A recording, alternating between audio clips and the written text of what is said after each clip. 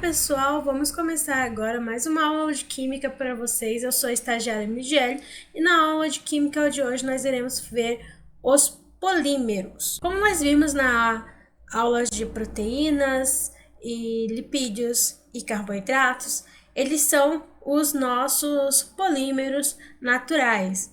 E hoje nós vamos focar um pouquinho mais nos polímeros sintéticos, para que a gente compreenda um pouco como é formado os polímeros, como estão presentes no nosso dia a dia e como as macromoléculas dos polímeros se comportam nos materiais. E para começar o nosso conteúdo de polímeros, vamos entender o que significa polímeros. A palavra polímeros vem do grego e quer dizer muitas partes. E os polímeros, eles são compostos moleculares formados pela repetição de várias moléculas pequenas. Essas moléculas pequenas nós chamamos elas de monômeros. E os polímeros são os compostos que formam materiais como o plástico, que servem aí de várias utilidades no nosso dia a dia.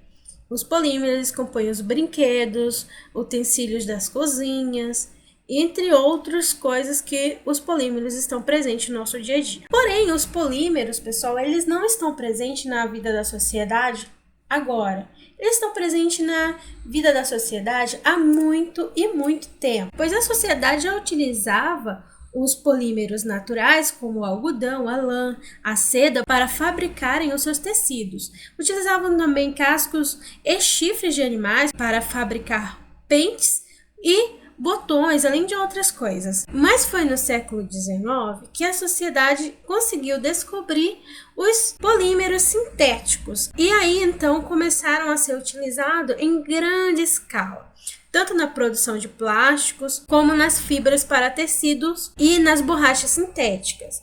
Os polímeros sintéticos, pessoal, revolucionaram a nossa vida. Assim como a gente viveu na história da humanidade a Idade da Pedra, a Idade do Ferro, a gente está vivendo atualmente, podemos assim dizer, a idade dos plásticos, que são produzidos aí pelos polímeros sintéticos. Vamos conhecer agora um pouco sobre os polímeros artificiais. A gente falou nas aulas passadas sobre polímeros naturais, celulose, amido, látex natural, a caseína, que é a proteína do leite, entre outros, que são tipos de polímeros naturais. E nessa aula a gente vai conhecer mais os polímeros artificiais, que são aqueles que servem para produzir tecidos, produzir as nossas canetas, produzir os nossos pneus e entre outros materiais utilizados aí no nosso cotidiano. Então, para que vocês saibam que existem os tipos de polímeros naturais e também existem os tipos de polímeros artificiais. E é esses que nós vamos conhecer na aula de hoje, ok? Pessoal, tanto os polímeros naturais como os polímeros artificiais, eles podem ser classificados em termoplásticos ou termorrígidos. E o que isso quer dizer? Os termoplásticos são aqueles que, por meio do aquecimento, a gente consegue moldá-los, ou seja, refazê-los. Dessa forma, este é um tipo de plástico que vai ter aí uma reutilização, vai ser reciclável. Temos os polímeros, que são aqueles polímeros que não termorrígidos, que não são moldáveis por aquecimento ou qualquer outro tratamento. Então, eles não vão ser recicláveis, eles não vão poder ser modificados. Então, a gente chama esses tipos de plásticos, que são polímeros, de termorrígidos. E como são formados os polímeros? Pessoal, a reação que forma os polímeros ela é chamada de polimerização. Nessa reação, um monômero vai se unir a outro monômero e vai formando os dímeros, os trímeros, os tetrâmeros e os polímeros, que são aquelas cadeias mais longas, com muito mesmo, moléculas juntas, formando aí os nossos polímeros. Ou seja, a polimerização é a união de moléculas menores, nossos monômeros, que resulta em uma molécula maior que é chamada de polímero. E a reação de polimerização geralmente ela vai ocorrer sob pressão e na presença de catalisador e aquecimento. Os nossos polímeros, eles vão ser divididos aí em três principais classes, que são os polímeros de adição, os copolímeros e os polímeros de condensação. Então, primeiro nós vamos conhecer os polímeros de adição. Os polímeros de adição, pessoal, são formados pela reação de adição de um número muito grande de monômeros, e esses monômeros são todos iguais, ou seja, eles são originados apenas de uma única molécula, apenas de um tipo só de molécula.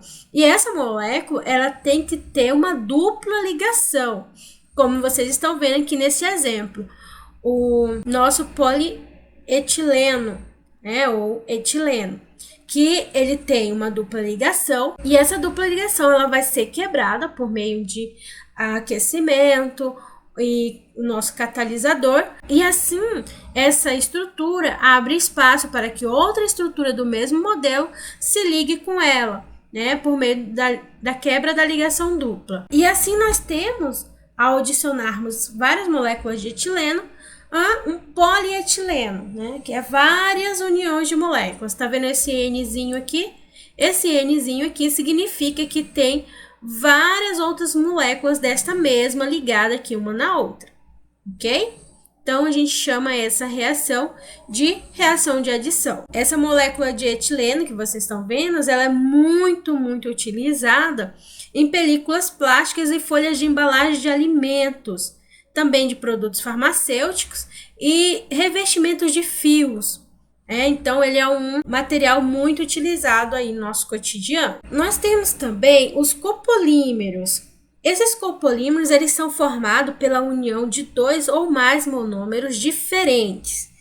Se na adição nós tínhamos a união de vários monômeros iguais, aqui nos copolímeros nós temos a união de vários monômeros diferentes. Como vocês estão vendo nesse exemplo da buna N, ela é formada pela união de uma acrilonitrila mais a união da buta-1,3-dieno. Na presença de seus catalisadores, vão formar ali um outro produto que é a buna N, que é o principal componente da borracha sintética. Então, o que a gente observa aqui é que no primeiro composto da acrilonitrila, nós tínhamos uma dupla ligação, essa dupla ligação foi quebrada e foi unida aí com o outro composto da buta-1,3-dieno, formando a nossa buna N, que é a nossa borracha sintética, ok? Então, esse é a principal característica de um copolímero. Já os polímeros de condensação, pessoal, eles são obtidos pela reação de dois monômeros e com a eliminação de uma substância simples. Pode ser uma água, um HCl, uma amônia. E essas reações de polimerização de condensação, eles vão formar essas moléculas e também um subproduto aí dessa união das moléculas. Como vocês estão vendo aqui nesse exemplo da formação da baquelite. Vocês têm aqui a união desses compostos e no final você tem a eliminação de uma molécula de água. Esse tipo de reação de condensação são muito importantes na fabricação de tecidos. Você já deve ter observado em alguns tipos de roupas que vocês compram que está escrito poliéster. São o nome dado a reações que ocorrem com polímeros que formam o nosso tecido, Então, a indústria têxtil, ela utiliza muito desse tipo de reação para produzir os nossos tecidos e roupas. Ok, pessoal? Então, ok, pessoal, essa foi a nossa aula de hoje. Falamos sobre os polímeros de adição, copolímeros, polímeros de reação e também os tipos de polímeros que nós conhecemos no nosso dia a dia, ok? Até a próxima, tchau!